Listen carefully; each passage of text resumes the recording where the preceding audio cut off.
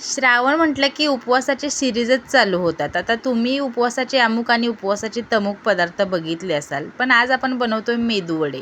मग आता तुम्ही म्हणाल उपवास कशाला करायचा, तर असतात काही माझ्यासारखे दिवसभर चरा आणि उपवास करावाले. असो, मेदूवडे बनवण्यासाठी मी तर केप्रची सोमवार उपवास भाजणी वापरलेली आहे आणि ही भाजणी सोमवारची असल्यामुळं भगर विरहित आहे बरं का, त्याच्यामुळं सोमवाराला खाऊ शकतो. तर काय करायचं, कढईमध्ये पाणी घ्यायचं, थोडंसं जिरं, कोथिंबीर, मीठ वगैरे घालून तुमच्याकडे उपवासाला जे चालतं नाही चालतं ते त्याच्यामध्ये घालायचं आणि सोमवार उपवासाची भाजणी घालून छान पीठ शिजवून घ्यायचं. थंड झाले की थोडंसं मळून त्याचे असे वडे करून घ्यायचे, मेदूवड्याचा आकार द्यायचा.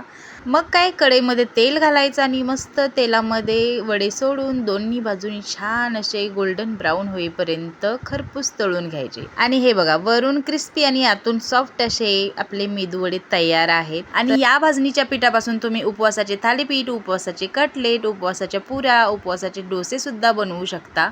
तर हे आहे केप्रचंच लिंबू लोणचं, जे उपवासाला सुद्धा चालतं. तसेच शेंगदाण्याची चटणी, ती सुद्धा उपवासाला चालते. मस्त अशी प्लेट मी सर्व केलेली आहे. हे वडे तुम्ही दही, नारळाची चटणी किंवा शेंगदाण्याची चटणीसोबत खाऊ शकता. मी तर शेंगदाण्याची चटणी बनवलेली आहे. सगळे प्रोडक्ट ऑनलाईन ऑफलाईन सुद्धा उपलब्ध आहेत. तरीसुद्धा तुम्ही इन्स्टा आणि फेसबुकला बघत असाल तर कमेंटमध्ये लिंक टाका, लिंक मिळून जाईल.